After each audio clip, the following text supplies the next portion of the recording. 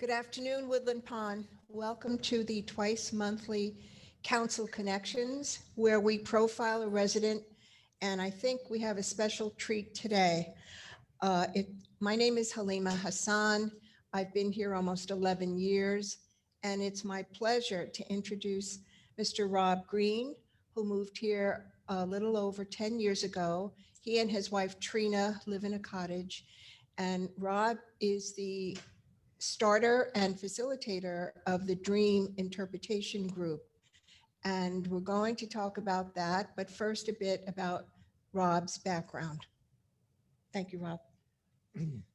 Well, after graduating from college, I attended Union Theological Seminary, and it was a post-war, and all the great Protestant teachers and preachers came through. It was a very exciting time. And then I spent 15 years in New England as a pastor, ending up in Amherst College. I had an interesting church there with the University of Massachusetts and Amherst College. And there I got very interested in counseling. And I finally decided I really wanted to do that full time. So I went to New York with no money, 4 children, and a prayer. And first went through the Institutes of Religion and Health, which was a 3-year program for pastoral counseling. And then I entered the C.G. Jung Institute for psychoanalysis and studied there for 6 years. And meanwhile was easing my way, excuse me, into private practice. So then I had a private practice in New York, along with some teaching at various institutions. Now, Okay, and you still have a private practice, Yes. correct? Yes. So tell us why the work of Carl Jung grasped you so. well, I had an interesting experience when I first went to the Amherst Church. There was a prayer group, and I was attending all the different groups in the church, and they were praying for a woman I had not yet met, but who I knew was in Jungian analysis. And I had a vision of her as they prayed, naked in the prow of a boat out in the ocean. And I thought, that's crazy. I dismissed it. But that afternoon, calling in the parish, I called at her house, and it was a life-size picture. She was an artist of herself in the prow of a boat in the ocean. And her analyst in New York asked me if I'd see her in a supportive role once a week. If it was working, he'd let me do it. If he told me to stop, I'd have to stop. And that lasted 4 years and involved me with reading about Jung and hearing about her analysis and supporting her. And so at the end of 7 years, I decided this is what I really wanted to do. So I, as I say, had 4 children, no money. So I called the head of the Jung Institute in New York, and I said, made an appointment, and he took me on. He said, I'll take you on as a patient. And 2 days later, the phone rang. I had 2 jobs offered me by Union Seminary. So I was able to begin studying, and things worked out from there on in. Sort of if you're following the path that you're meant to lead in life, the doors seem to open even at the very last minute. And so I was able to complete my training. Okay, now it's about almost 4 years ago that you started the Dream Group here at Woodland Pond, and has various between 6 and 10 members. And we share our dreams in confidentiality. And tell us some of your feedback from that group. Well, I think it's been a very loyal group. I'd like to talk a little bit about dreams. Is that all right? Sure, of course. We dream about 4 or 5 times every night. And if you were deprived of your dreams, you would, in 10 days, begin to hallucinate and go crazy. So the dreams are always helping us remain sane. They're balancing between conscious and unconscious. But if you write the dreams down and listen to them and begin to try to understand them, it's even better. Dreams come from a primal place in our psyche. It speaks a symbolic primary language. So the dream creates a little play with a protagonist, antagonist, plot, and maybe a solution, and invites us to decipher it, and it tells us often where we are. I'll give you just a few examples. A man telephoned me in New York. He said, I was in law school and I just came to a dead end. I couldn't study. I couldn't do anything. I've been home for a year and I'm in New York for a week, and somebody said you might be able to help. I'm only going to be here a week. So I said, we'll have one session and you put a pad and a pencil beside your bed and you'll dream tonight before you come to see me. So he did. And his dream, he was water skiing behind his father's motorboat. And the motorboat suddenly plunged into the water and disappeared. And he was left alone swimming with a group of children around him. His father had been a lawyer, and he thought he wanted to follow in his father's footsteps, but it was completely wrong. So the dream said, no, you're not a lawyer. You're not to follow in your father's footsteps. And the children were all the possibilities in his psyche for what he could become. So I sent him home to Ohio to start therapy and find out who he was and start a new life. We often use dreams as a diagnosis. And a young man came to me, was a brilliant scientist, but very unhappy. He'd been in a mental hospital for 2 years. And I didn't know whether I should take him on because we work with the unconscious. And if he was psychotic, I didn't want him to have another break. So I was looking at the early dream, and in his dream, there was a pond that had run dry. And in the dream, he was going to drill a well down deep to groundwater.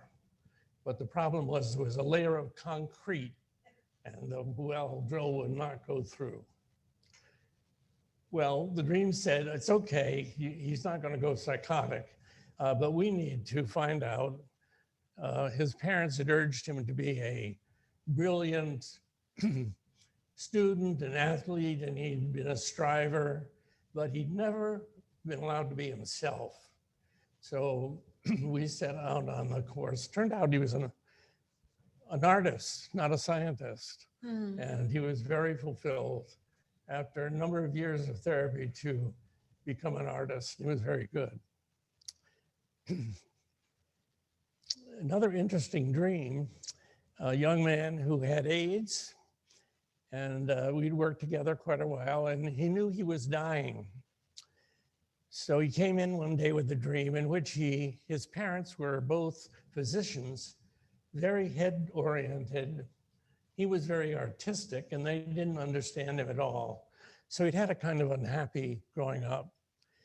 In the dream, he was dragging a dead Christmas tree across the snow to throw it away in the woods. And every time a needle fell into the snow, a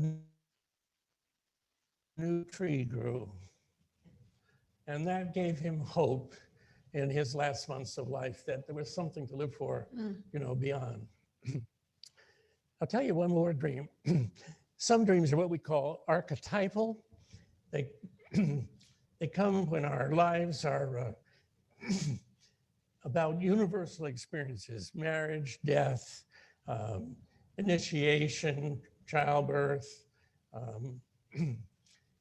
And it's a thing we all share. And this was a young man who had grown up very, very good. He'd always been a good boy. And he'd done something that was really quite dangerous. And he came to see me, and his dream was that he was being rowed out in a boat by a woman onto a lake, and there was a branch sticking out of the water with a pistol. And he knew the pistol was for him. Well, he had no associations to the dream. And it suddenly occurred to me, King Arthur, a picture I'd seen as a child, being rowed out by the Lady of the Lake, and Excalibur was being held up out of the water for him to take it back. So this transgression of his was really a step toward claiming his own masculinity. And so that was important for him to know, because he felt very guilty about it, and didn't realize it was a step he had to take to become fully a man. Okay.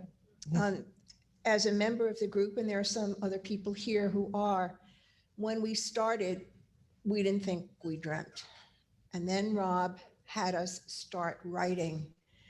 And some people had pages and pages of dreams. I only had like 2 sentences, but it is a discipline to grab that dream before it disappears. They're usually on waking, some people in the middle of the night. But before I ask for some questions, I just want to comment. I had once asked Rob what he found in his psychoanalytic patients was the most pressing issue, if there was one. And he said the most pressing issue was, I'm not good enough. And that was kind of universal. And I never forgot that. It's out there. You see it in profiles of famous people, writers and actors and everything. They never thought they were good enough. Academy Awards, Nobel Prizes, Pulitzer Prizes. It's something to work on. It's interesting. But those of you that were in the dream group or not, you have any comments, questions for Rob? I think one of the things is I came to you saying, I don't dream since Yes. I've lived at Woodland Pond. Yes. And he said, you really do. And he even recommended some books for us to look through. And that was one of the strongest things, is write it down. Even if it's just the few sentences or the pages, write it down. But one of the things that did stick with me is how some of my dreams have been premonitions. Yes. Oh, Yes, they often are.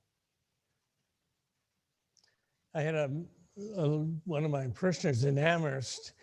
Her son flew Navy planes off the coast of the United States. And she woke up one night. Her son had come to her in a dream, dripping water in his aviator's uniform. She woke up in the morning to a knock at the door, and his plane had gone down and he'd been lost. And she'd received this dream as a warning. But that's very common when someone you love dies at a distance.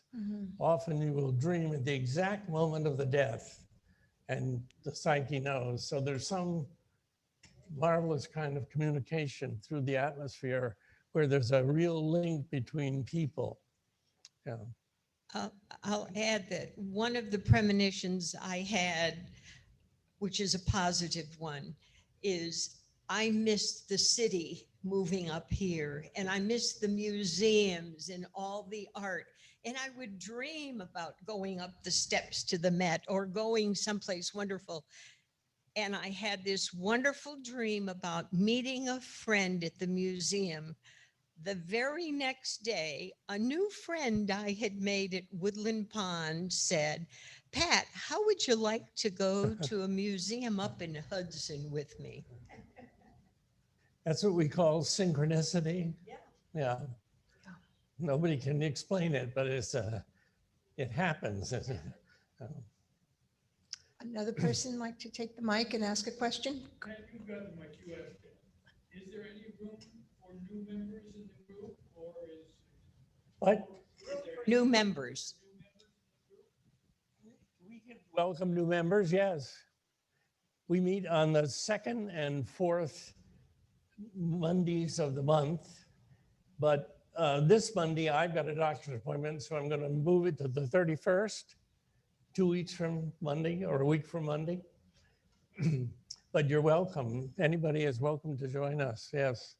We keep our dreams very confidential because often they're very personal, and the dreams often tell us what they do tell us what we're unaware of. So they can be very embarrassing. They can tell you something about yourself that you didn't want to know, but it's important. And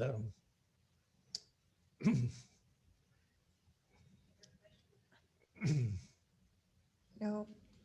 Good, Roger. Well, as you know, I come almost every time with a variation of the same dream, which is that I'm trying to build something, a church, or I'm a retired minister, so maybe that's trying to build a church or rebuild a house that I used to live in that was falling down, and it's always in one or two locations. The location always seems to be the same. So I keep dreaming about trying to build it, and it may be Victorian, it may be modern, but it's always on a hill or an incline, which represents a place where I lived for about 20 years. And so this continually trying to build or rebuild a place, a building, I'm fascinated by unoccupied buildings that need somebody to come and refurbish it. And so I must bore you by coming each time with no, a not different at all. variation of the same Not at dream. all. And it always seems to be on the same road, or there are about 2 or 3 roads. And one is interesting. It's the road from here up to Mohonk and down the other side when it becomes like a place filled with snow and going off into the far distant. And the other is in northern Dutchess, and where I was for so long, and going off in toward Albany or along that route, and houses falling down and needing to be built up again. So I must bore you with my story. No, I think at No. our age, we're often on a journey in our dreams, on a road. And of course, one of the motifs to our life is that things are changing so that old things are falling apart or burning down or collapsing, and new things are growing in their place. That's a rhythm of how we grow. And the ego part of us never wants to let go of what we know. That's true. So there's always resistance against changing and becoming something that we could become, becoming more whole. So there's always that battle going on. One of the recurrent themes in our group across a number of us is anxiety about finishing things. And we think it's partly because we know where we are in our lives. We have things undone, things we do want to finish. And that presents itself in a variety of ways. Yes. Rob, in addition to the Dream Group, tell us a little bit about your wonderful painting career. It's not up interesting, today, but The painting started when I was in psychoanalysis, New York, and I'd come to a place where my old personality had just collapsed. I didn't have anything to say to anybody. I felt I was absolutely empty inside. I decided I would paint a picture every week to see what the unconscious would say. And I remember one of them was a coffin, but out of the coffin were these little green shoots, said that, you know, this is a death and a rebirth. So calm down, it'll turn out all right. But I used to do a watercolor every week, just to whatever image came into my mind. But then I married Trina, and she was an artist and encouraged me to begin fooling around with watercolor. and fooling around you did. Yeah. Rob has had 2 exhibits here, marvelous, marvelous watercolors. I also see that you run a men's group in New Paltz. What is that about? Oh, we have 6 people who, Carl is a member of it here. We don't talk about wives, sports, or politics. What else We- is there? We try to talk about the inner life and things that are serious. And we have breakfast once a month. I haven't because of the COVID, but it's been a wonderful 25 years. Well, I think it has, yeah. Wow. So Wow. we've lost a few members by the way, but new people have come. But I have run a dream group, 2 dream groups in Little Rock, Arkansas for 35 years. I don't go down there anymore, but I used to go 3 times a year. And we used to meet in an Episcopal retreat at the top of a mountain and work on dreams for 3 days running. And that was a wonderful experience. So what would you say to the people watching at home with their feet up, comfortable with their beverages, who might be interested in probing dreams? How would they get started? Well, the best, there are 2 books I would recommend. One is called Inner Work by Robert Johnson. It's $14, available at Amazon. The other is a book called God's Forgotten Language by John Sanford. I think you can get copies of it still. He was an Episcopal priest in California and a Jungian analyst, and it's a wonderful introduction to dream work. He's describing his various encounters with his patients. So both those books, but you're also welcome to attend our dream group if you're interested. You mentioned The psyche I'm is sorry. funny. If you're listening to it and you want to hear the message, you'll remember your dreams. If you're just going along, they fade out of sight. It works for me too. If I'm in therapy, I get a dream every week like clockwork. Otherwise, I dream about every month or 6 weeks. So it's You mentioned 2 solid books. Yeah. It seems to me there are a lot of books out there that are not as solid, but talk about your dreams in you, right. or you can become your dream, or Right. dream tonight, or that kind of Yeah, thing. there are a lot of phony dream books out there. You're right. Phony.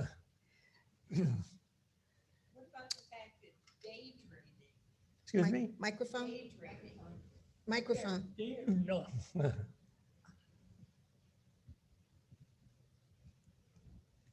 Discussion about daydreaming? Yes. Daydreaming is another way of catching our unconscious.